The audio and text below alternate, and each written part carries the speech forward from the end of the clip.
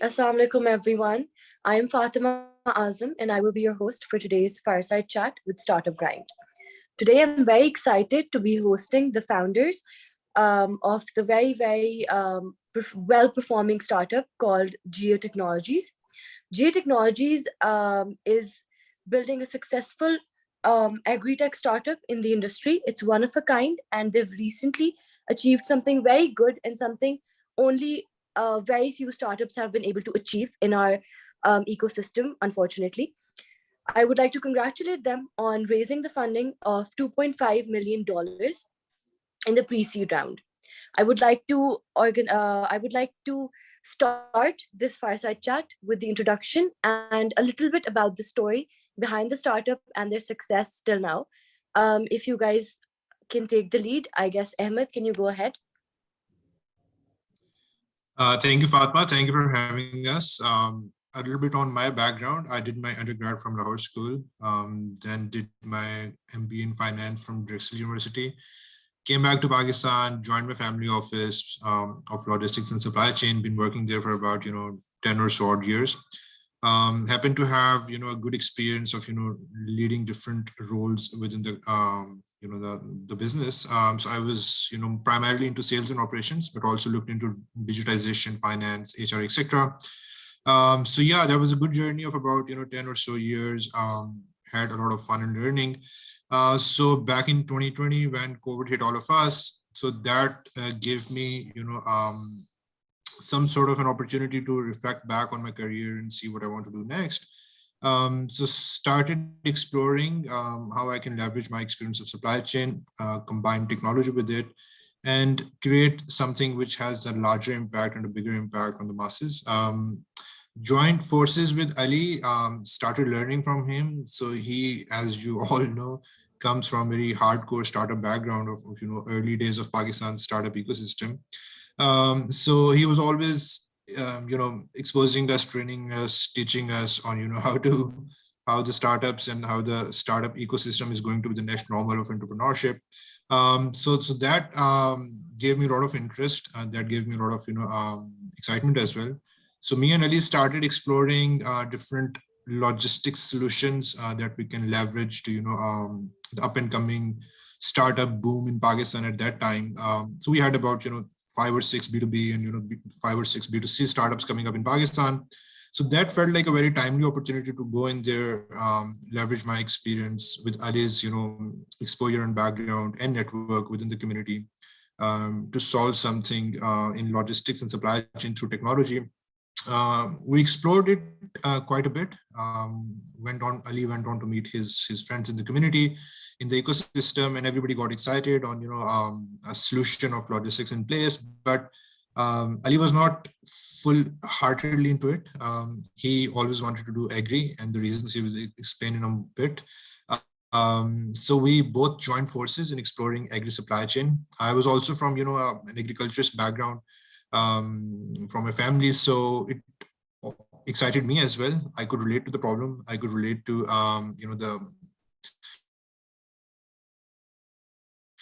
the difficulties and the challenges and the inefficiencies we had faced ourselves throughout our farming and trading experience in the agriculture side. So it all made sense. We dived into the problem, figured it out. The scale was huge. The impact potential was enormous. It was something that we could not only take nationally, but also globally. So it all made sense. Did our pilot month in July, and here we are in 5 months, grew from a 1,300 square foot office to a 50,000 square foot office. What started as 2 people, me and Ali, and then there was another guy who was working with us as part-time, doing full-time his own job. So what started as roughly 2.5 people, 3 people turned out to be something which is more than 150 people strong today. So yeah, here we are. In between, we were fishing and poaching Osama. Osama had his own personal and professional commitments, which he will explain in a bit. And now we are 3 of us trying to drive this wagon, trying to create an impact, trying to see what efficiencies we can drive in this space. So yeah, over to you, Osama and Ali.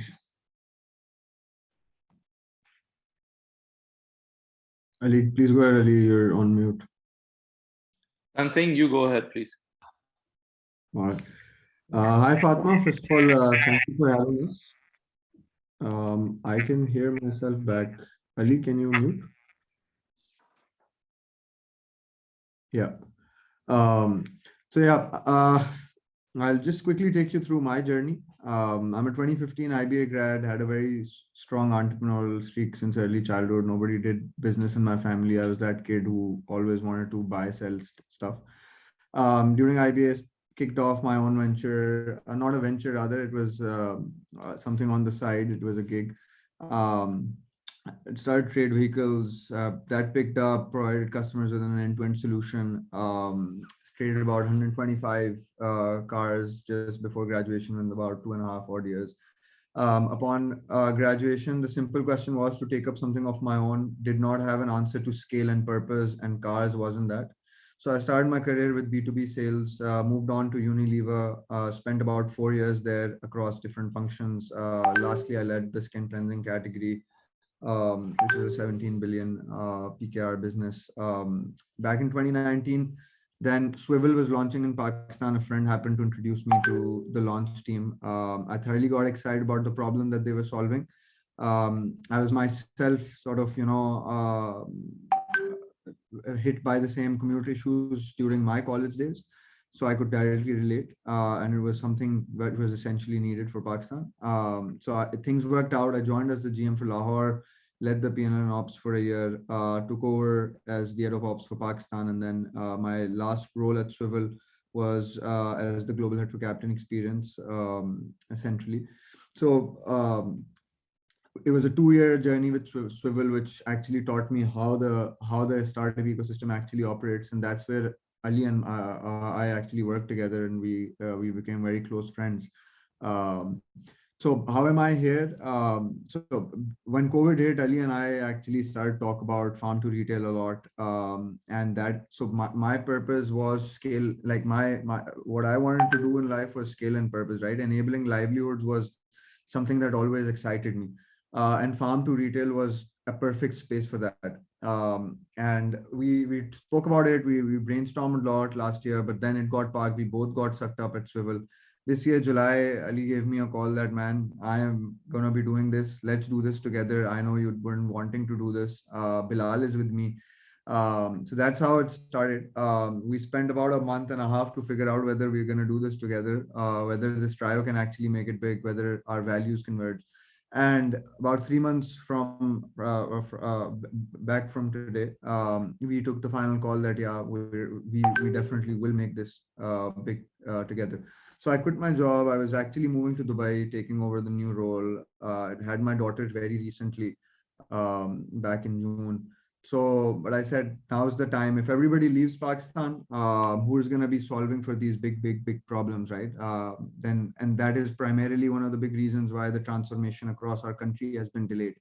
So for me, it was that it was servicing my purpose of enabling livelihoods. It was scale, it was impact, and it was transformation across Pakistan. So that's how we're now on a mission to solve one of the biggest problems, which can touch the biggest masses any space can.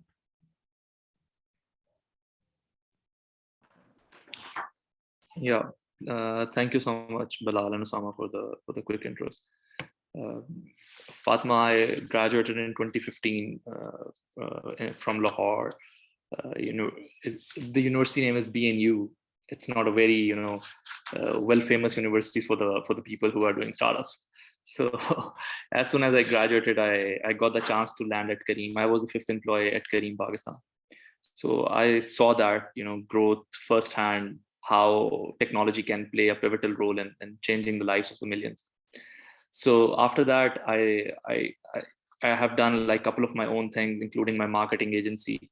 In 2019, I got the chance to land at Swvl. So I was the first or the second employee technically at Swvl Pakistan. Worked there for good 2 years, was primarily looking after the supply and after that expansions. And my most recent stint at Swvl was I was looking into the government relation function as the lead for Pakistan. So this is where I met Osama. I was actually reporting to him for good 2 years. So we became good friends there. And as Bilal mentioned, like, in July 2021, we started exploring this space. Bilal wanted to do something about the fulfillment center, warehousing, the Amazon model, the next Amazon of Pakistan. So, but I was, I wanted to do something of which have the impact on the masses. So we came to a consensus that, agri supply chain is something where I can pursue my passion of agriculture because of my background. I am basically from Rahimia Khan, a small town in the southern Punjab region of Pakistan. So my family is in the agri marketplace business from 2 generations. My grandfather started that business. After that, my father is looking into that. And, I have my roots in that business. I know the exploitation which happens to the retailers and the farmers, like, for the first hand. So I wanted to solve for that. I didn't knew before, to be very honest, before joining the startup ecosystem, that how I'm going to do that. I thought I will do it in a conventional way, like my father and grandfather was doing, like, but maybe a bit on a larger scale. But when I joined this ecosystem, after that, this thought started getting more widened, that how technology can play a pivotal role in changing the life of millions. So me and Bilal came to this consensus. Now we were after Osama, and we were trying to poach him, and Osama was being offered a global position in Swvl, and it's hard to leave the dollars, but Osama took that decision, and now 3 of us are trying to solve this. So yeah.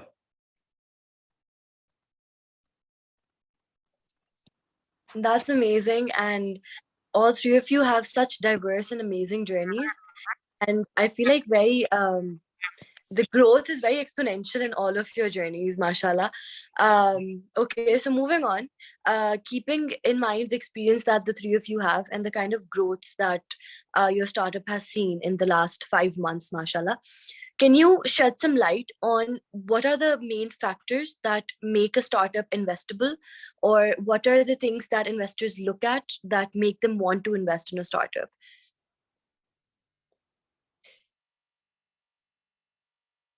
Ali, do you want to take the lead? So Bilal will take a lead on this, because he's Yeah, the Fatma. guy So who's selling the investors. yeah, so Fatma, I think primarily it's about the business model. It's about the idea. It's about the team. So the model, the business model has to be sizable. The market it is trying to address has to be reasonably huge. And then the team needs to have the right experiences, the right backgrounds, which they can bring in, adds a lot of value together. And the combination of the founders should also be strategic in a way that they complement each other.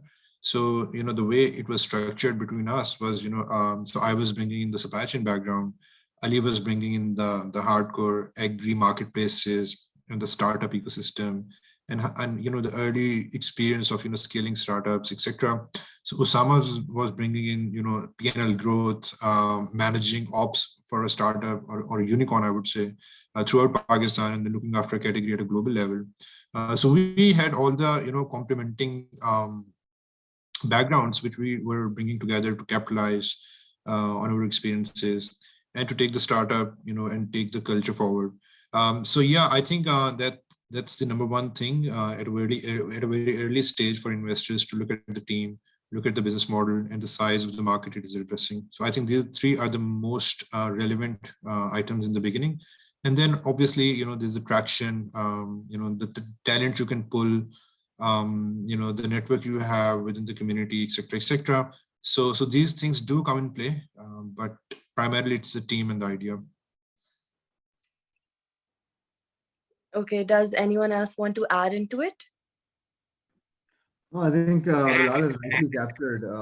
I think it is primarily the 3 things: the problem you're trying to solve, how are you going to solve, and how are you relevant on it. And the co-founder mix tops it all. Okay, moving on. as you guys know that in the Pakistan's GDP, the most contribution is from the agriculture industry. So what do you guys think? What is your take on the idea of having more startups in the industry? Do you think the competition that you guys have or the saturation is enough, or do you think there's a lot of area for growth as it is in the industry right now in Pakistan? What is your take on it as founders of an agri-tech startup? So Fatma, so first of all, I think what we have to understand is, 19-20% of the GDP coming from here. Pakistan is a country where about 65-70% of the labor force is associated directly and indirectly with agriculture. We're a country where about 44% of our disposable income is spent on food, right? And 20 million people as population. Our wastage is still, because of low to no sophistication in supply chain and a lot of like a tedious supply chain across the value, results in about good 25-30% of wastages that can go up to 40%. So looking at these macro factors, right, it's a huge space. I mean, there can be 10 players who can coexist, right, and they will all bring in their own value. And we welcome more and more people to come into this space because it is definitely, it's not about Jiye, it is not about competition, it is rather about transforming the ecosystem across Pakistan.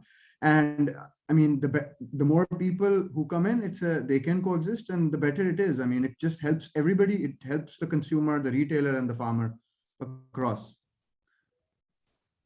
Just a quick note on that one.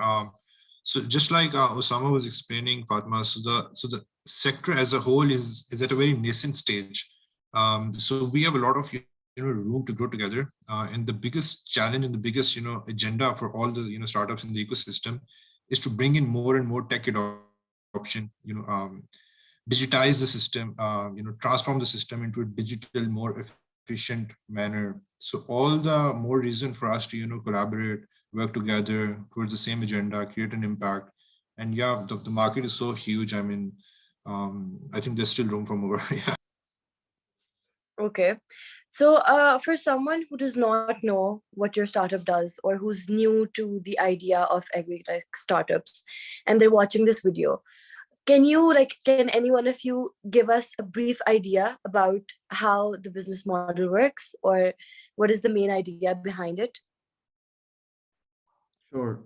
So see, our model is very simple. We source fresh produce directly from the farms. We provide them access to market. That's number one.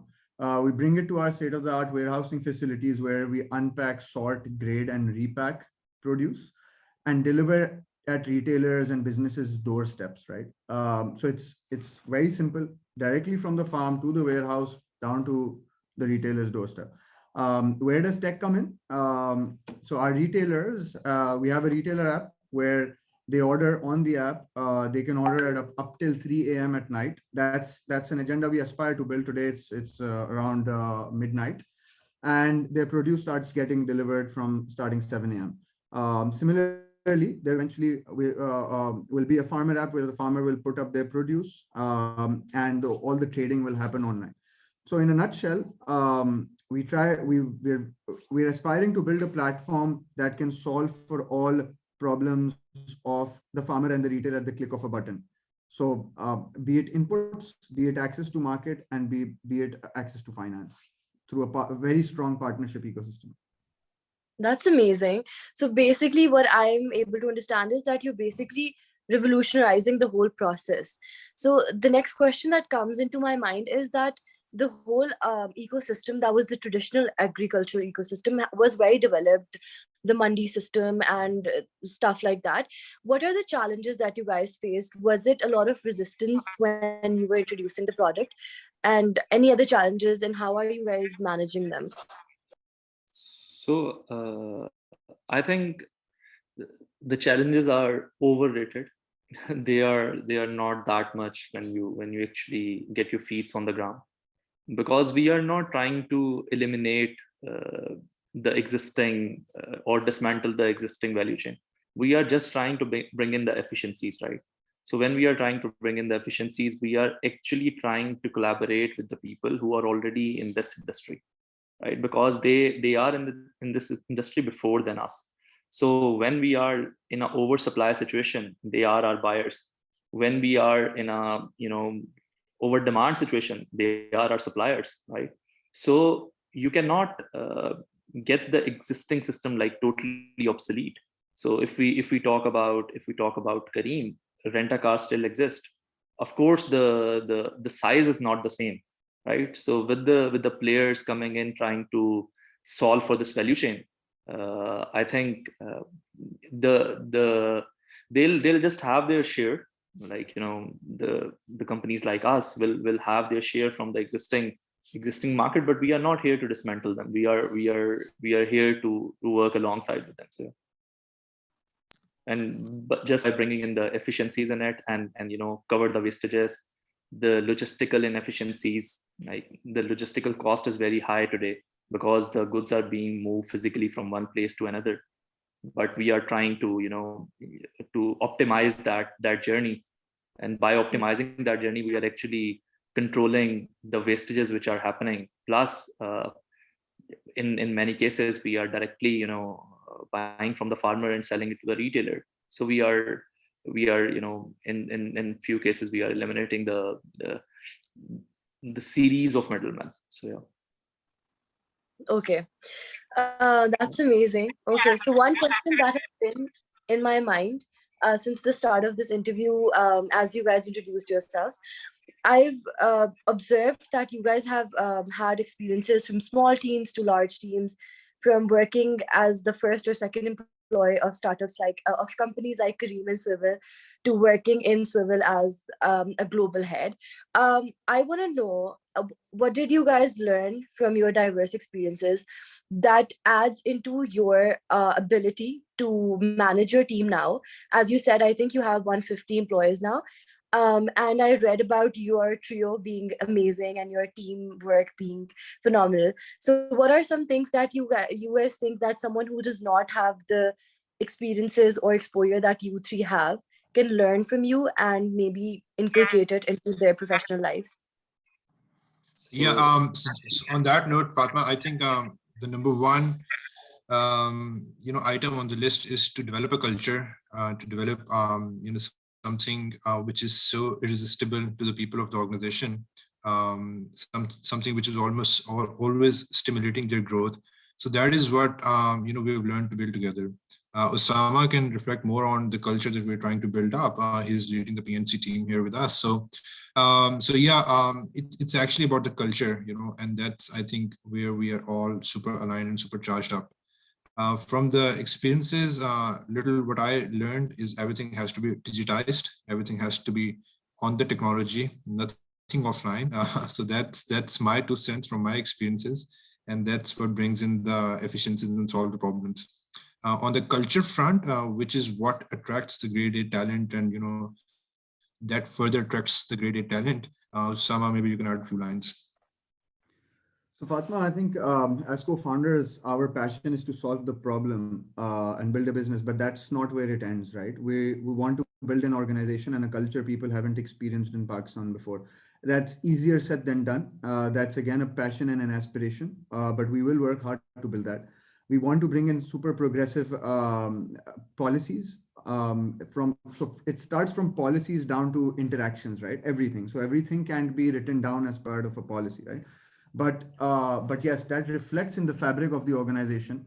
So from starting with duvet days to unlimited paid leaves, these are the kind of things that we want to bring in, and we want to pamper our people to a level where they can bring their best out naturally, right?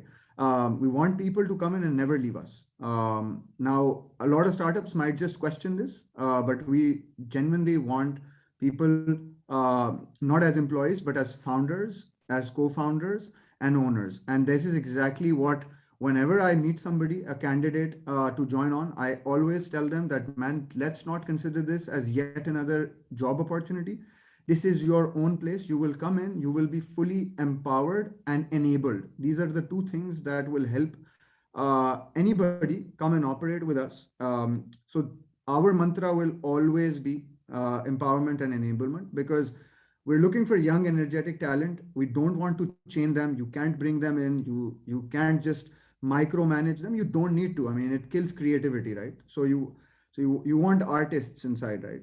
And you want to let them free. You want to let them do what they want to.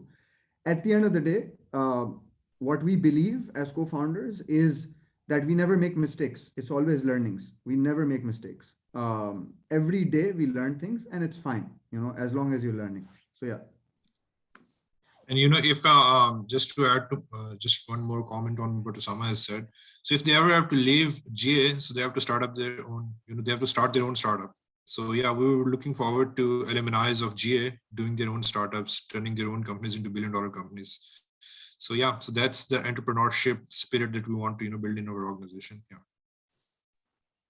Yeah. Okay. So Yeah, go on. As these two co-founders of Jiye, like talking passionately about the culture, this is actually something which we have learned at working at two unicorns, right? So you don't bring in employees, you bring in the co-founders, like who are equally invested in your idea. But at the same time, now the risk exposure and risk taking appetite is very different, like which were 4 to 5 years before, right? So now there is very less risk exposure when you are working for a startup, because now the startup teams are being formed very critically on the day of starting it. Now if we go back to 2015, everyone was just like was worried, if I'll go to a startup, what will happen to me? No one will hire me after that if that startup will fail, etc., right? But now the risk taking appetite is a lot higher and exposure is a lot less. So I think this also contributes to our ecosystem, that now we are moving towards a mature ecosystem where the startups are very progressive. They know what they are doing, they know what they are building, they know what kind of a talent they want to attract, they know what kind of a culture they want to build. So yeah, I think now things have changed a lot, and this is what we have learned, and we are just trying to implement our do and don'ts which we have learned across our different organizations, are working at different organizations, like throughout our journey. Like what not to do is our first thing, like, because we have seen couple of things at startup which we should not be doing, and this is always we always say that these are the don'ts. so we are very careful about the don'ts, and one don't is like we will never compromise on our people. Whatever happens, we'll never compromise on our people. So yeah. That's very insightful, and I'm happy to hear that you guys are so very focused on the culture. And that's not very easy to find nowadays in companies. So moving on towards my last question, that is going to be focused to each of you, and I would love if you can give any one insight for the entrepreneurs or for the people who are watching this video, because our audience is consisting of a lot of people who are maybe right now stuck at jobs they don't like, and they're just contemplating if they can take the risk and do something of their own, or entrepreneurs who are struggling and just thinking of giving up. What is something that you would like to say to them, so that would motivate them, or that would maybe contribute to their learning and their journey?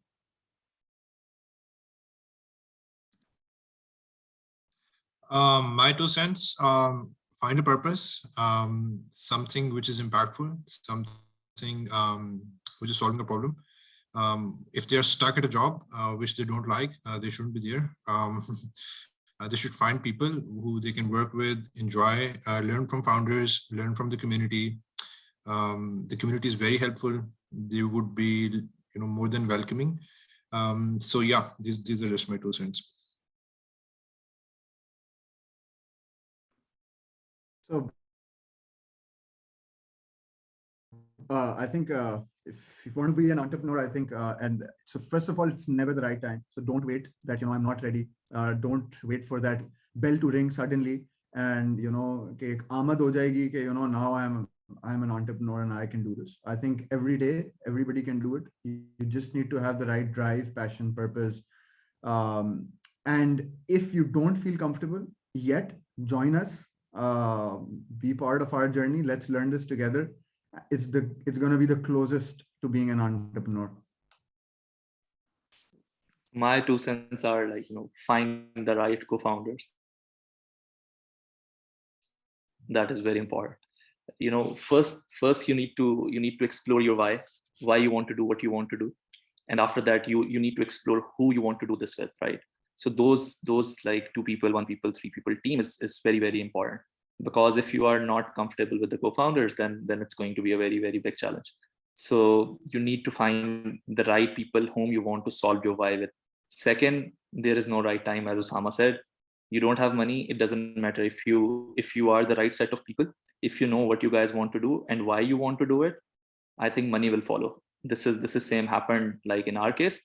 So I think there is not a right time, like, so you need to start it today. One of our friend who happened to be a co-founder at a very big startup, he told us one day that, why you are not doing it today? So it's the right time, just do it. And we just did it, and it happened. So yeah. That is wonderful, guys. Thank you so much for being so candid and for all the advices and the insights you guys have given. And as Osama said, you guys are accepting offers and applications. I think you're going to be flooded with CVs after this, because people are going to be working with you guys.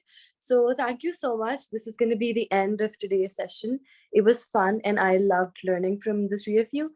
And I'm very, very sure that everyone who's going to be watching this is going to be learning something that they didn't already know. So thank you so much. Thank you, Fatima. So Thank you much, for having Fatima, us. for